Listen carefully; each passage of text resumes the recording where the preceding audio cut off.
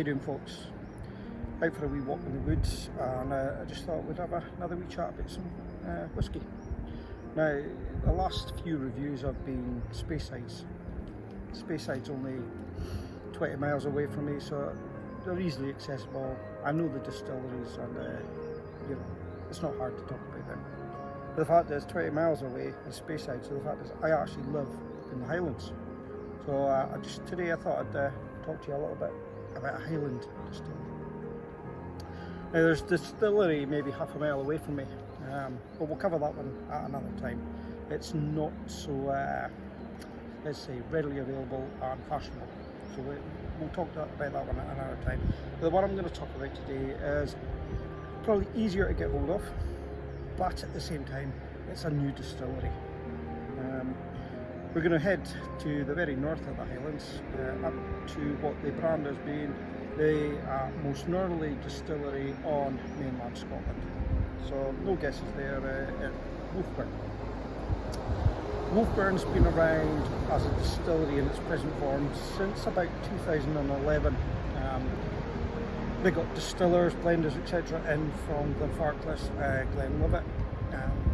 They opened up a distillery on a quite industrial area, not far along the road from where there used to be a distillery back in the 1800s. So they're sort of using the old style brand Wolfburn into a new product.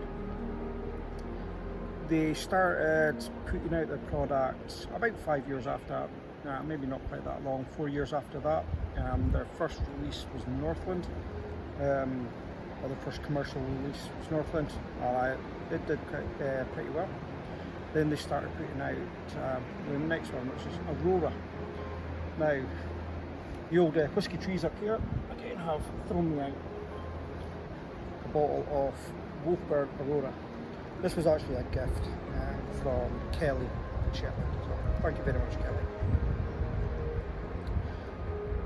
Now, Wolfburn Aurora as a dram, as a drink, I'm just talking about the distillery. It's a young whisky. When we start looking at whiskies, we all talk about age statements, the alcohol by volume, the chill filtering or non-chill filtering, and the colour of the whisky. This is a non-age statement whisky, but it doesn't take a genius to figure out that it's probably in the region of 3 to 4 years old. The distillery hasn't been going that long, so yeah. Does it need the age statement on it? Not yet.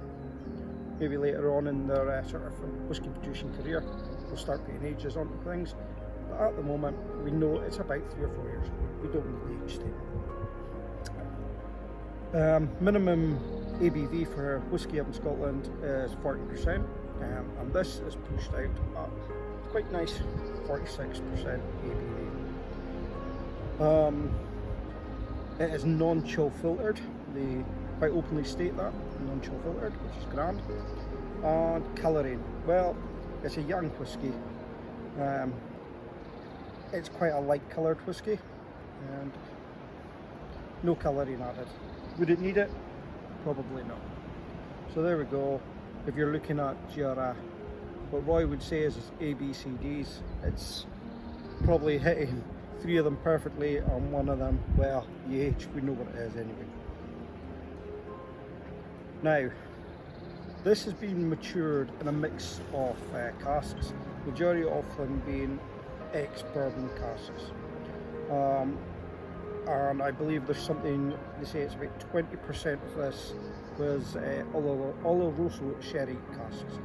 So it's got a wee sherry hit to it, which is quite nice.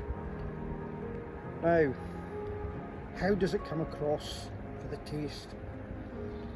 Well, when you give it a wee smell, there's a nuttiness to it. Maybe that sort of Highland nuttiness. For me, I can get some honeysuckle and maybe actually some honey. There's a sweetness to it, but there's also that sherry hit. There's definitely a sherry hit in there. It ain't no sherry bomb, but there's definitely that sherry influence from the, I believe it's 20% sherry influenced casks. So it's in there. when you give it a wee sip, there is fruit, dried fruit, raisins, currants, that kind of thing. There's a hint of barley, but fresh barley, not once it's been dried for the production side of it, that fresh cut barley. But there is also a maltiness in there, maybe a little bit of an oakiness. There's a kind of longish finish to this. Not overly long, you know, it doesn't drag on and affect what you're drinking after or anything like that. But there's a longness to the finish, and there's definitely a wee bit of sherry on the end of it. It's a young whisky, you can tell it's a young whisky. But it's not a simple whisky. I think there's a complexity about it. Now I've tried some of the other expressions, the Northland. I find it a little bit more complex. Again, it's roughly similar sort of age, and it's quite nice. You'll enjoy that if you can get hold of the Northland as well. And then they've got their most popular expression, which you may come across, is the Morven. Now, my brother actually got me a bottle of Morven, purely because my niece, his daughter, is called Morven, so it was a bit of a play with him, a bit of a game, and he got me a bottle of Morven. For those of you who get a chance on the Morven is actually a peated dram, so we'll maybe have a look at that one next time. But Wolfburn, for a young distillery, for young whisky, they're not bad.